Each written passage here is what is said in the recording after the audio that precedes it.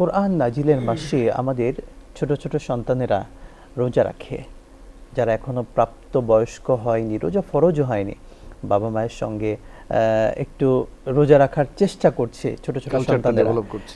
এটাকে কিভাবে দেখবেন এবং ইসলাম এটাকে কিভাবে দেখে?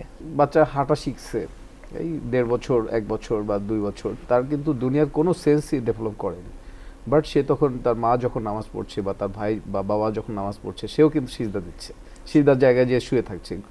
তো এই যে একটা কালচার ডেভেলপ করছে ছোটবেলা থেকে, প্রত্যেকটা বাচ্চাই একটা সাবলীল জায়গা, একটা জেনারেল একটা জায়গাতে তারা অবস্থান করে। আল্লাহ সেইভাবে তাদেরকে ফিতরাতের উপর সৃষ্টি করেন। পুরো রমজানের 2 মাস আগে থেকেই মানে একটা রমজানের একটা প্রিপারেশন থাকে। এরপরে যখন রমজান শুরু হয়, মসজিদগুলোকে একটু সুন্দর করে করা হয়, সুন্দর সুন্দর হাফেজ নিয়োগ করা হয় এবং সেখানে চমৎকার তিলাওয়াতের মাধ্যমে কোরআন রিসাইটেশন হয়, তারাবি হয়, অনেক মসজিদে কিয়ামুল লাইল হয়। দেখা গেছে এই বাচ্চারা এটাতে উদ্বুদ্ধ হয়ে, এবং আমাদের বাসায় সুন্দর একটা বিউটি বিরাজ করে, সেটা হচ্ছে যে ইফতারের সময় টেবিলে সব আয়োজন থাকে, বিভিন্ন ধরনের খাবার দাবার। সেখানে দেখা গেছে ইফতার আয়োজনে বাচ্চারা অংশগ্রহণ করে।